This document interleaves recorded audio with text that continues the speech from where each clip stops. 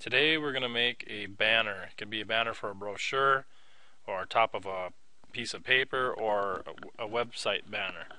To start, we're going to go to File, New, and we're going to make sure this is on inches. And the width of this is going to be 8.5, just like the width of a regular piece of paper.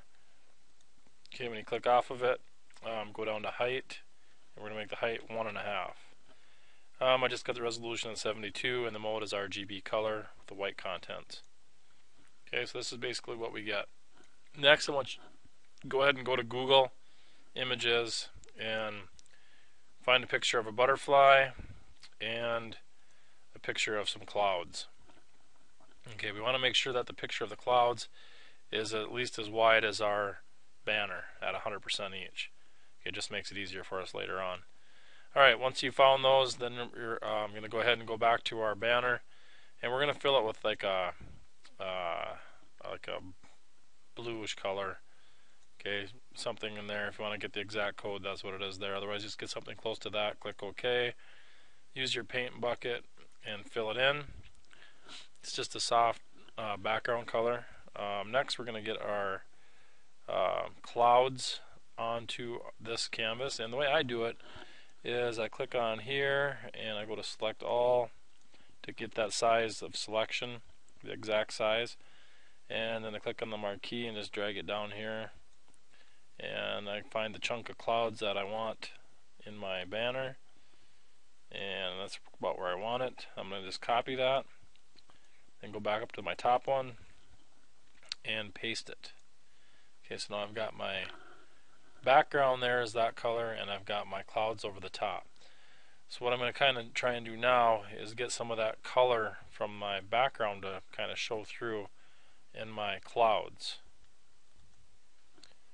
Okay, if I click my gradient color now, or my gradient button, and I draw my line, my gradient's going to completely cover my other picture. So I'm going to go back here to paste, and we got to change our gradient setting. So we click on gradient, and we're going to change from normal, we're going to go to a hard light, and the opacity we're going to change down to around 50, somewhere right around 50, 51 is close enough. Drag it across, and now we get kind of a surreal skylight, and this will work good for what we're doing. Okay, so next what I want to do is find my butterfly. We got this off of Google Images again. Now I just want to select just the butterfly. I don't want any of the white around it. So what I'm going to use is my magic wand. Click my white pixels. Okay, and now the white is selected. If I want just the butterfly selected, I would need to go to select inverse. So now my butterfly is selected. I'm just going to go to edit cut or copy, either one, and edit paste, and my butterfly is in here. Use my move tool and move it over here to the left side, and then I'm also gonna angle them a little bit. So to turn them, you go to image, transform, rotate, grab a handle and rotate it so it looks like it's flying in there. To apply the effect, you have to hit enter, and I'm going to add another effect to this. The effect I'm going to add is we're going to add a glow around the butterfly. So make sure you're on your butterfly layer, and go ahead and go to layer, effects, outer glow, and increase the intensity. You can see that it's getting a sharper line around it. If I don't want that, if I want it to be more blurred, I'm going to change the pixels to about 16, and now I'm going to bump up my intensity, and you get more of a white glow around it.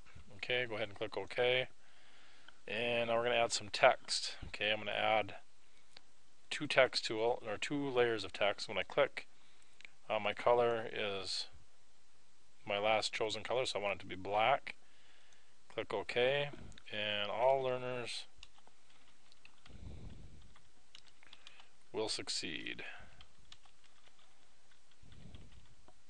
Oops, 1D, 2 E's, 1D.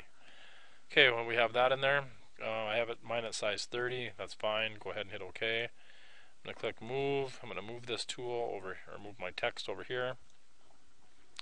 and I'm going to add a glow around my text. Okay, so to add a glow around the text, I go to Layer, Effects, just like we do with the butterfly, Outer Glow, and I am going to increase the intensity.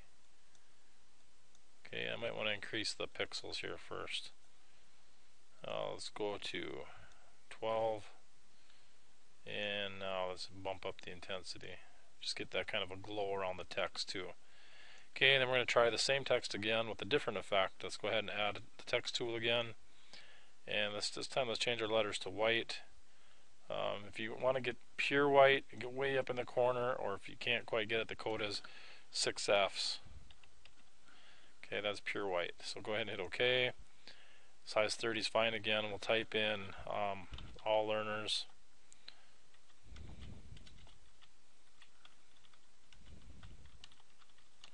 Will succeed.